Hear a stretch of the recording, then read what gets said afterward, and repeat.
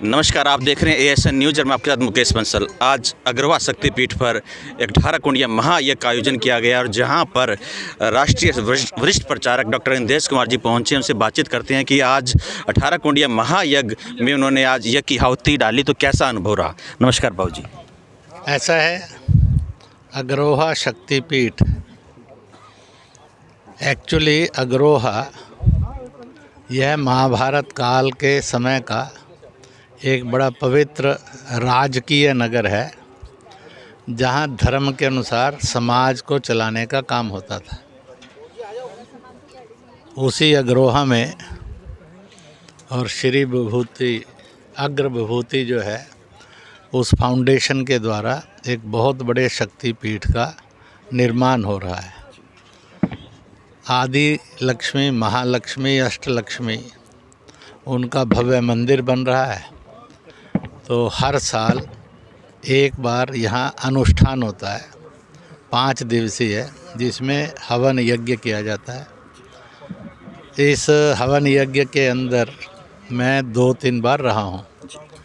जो विशेषता आती है वो ये है कि वातावरण में इतनी पवित्रता होती है, शरीर, मन, बुद्धि और आत्मा शांति का एहसास करती है, तनाव मुक्त होती है, आपस में एक सद्भाव हिलोरे लेता है।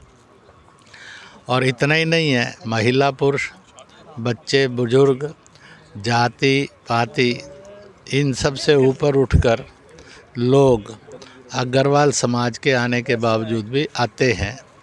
वह सबको और अपनी तरफ अट्रैक्ट करता है।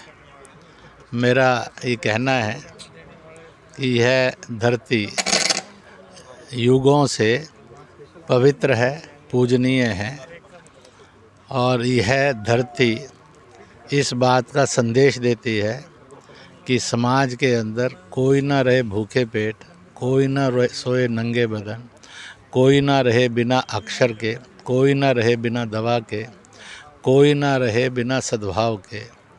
ऐसा बने, इसलिए महाराजा अग्रसेन का कहना था कि किसी भी समाज को ऊपर उठाना हो तो जो अंत में खड़ा है, जिसको आज पंडित दीनदयाल जी के शब्दों में अंत्योदय कहा जाता है, वह आगे उठना चाहिए।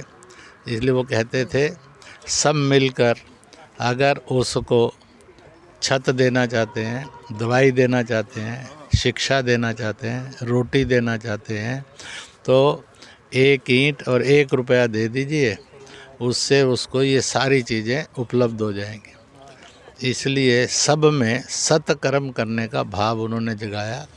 जो गीता का ये संदेश था, क्या लेकर आया है, क्या लेकर जाएगा, खाली हाथ आया था, खाली हाथ जाएगा, पर उसका रहस्य है, सत्कर्म से आया था, सत्कर्म करके जा, सत्कर्म ही साथ जाएगा।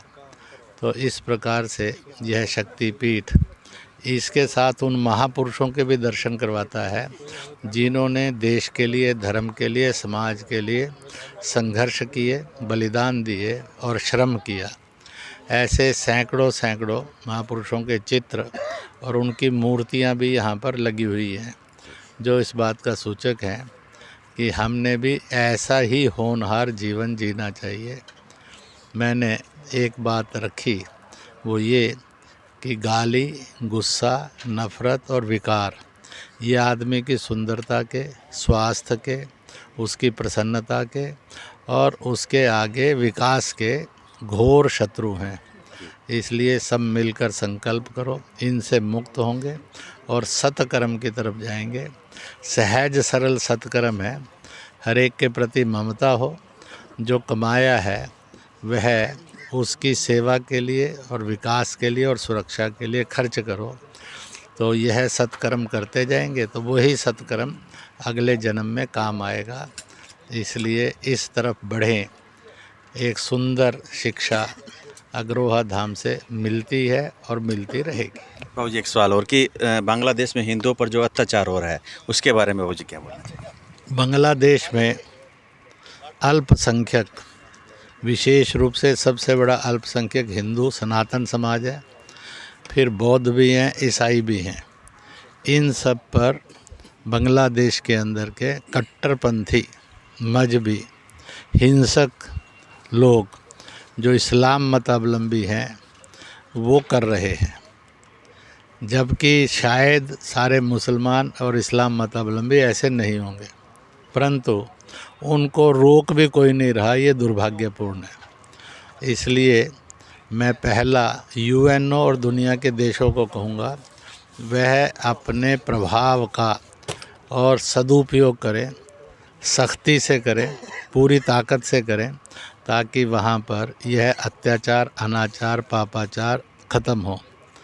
मैं बांग्लादेश की सरकार को कहूँगा कि वह इस्लाम को और मुसलमान को बदनाम करने और दागदार होने से बचाए, वह संविधान की सुरक्षा वाला बने और इसलिए ऐसे जो हिंसक लोग हैं उनके खिलाफ़ सख्त कार्रवाई करे। भारत सरकार ने जिस ताकत के साथ वहाँ पर अत्याचारों को रोकने का काम किया, बाहरी ताकतों का उसमें इन्वॉल्वमेंट ना बढ़े, वह इस और अनाचार और अपराध के हिस्सेदार ना बने, ये किया। परंतु और अधिक करने की ज़रूरत है।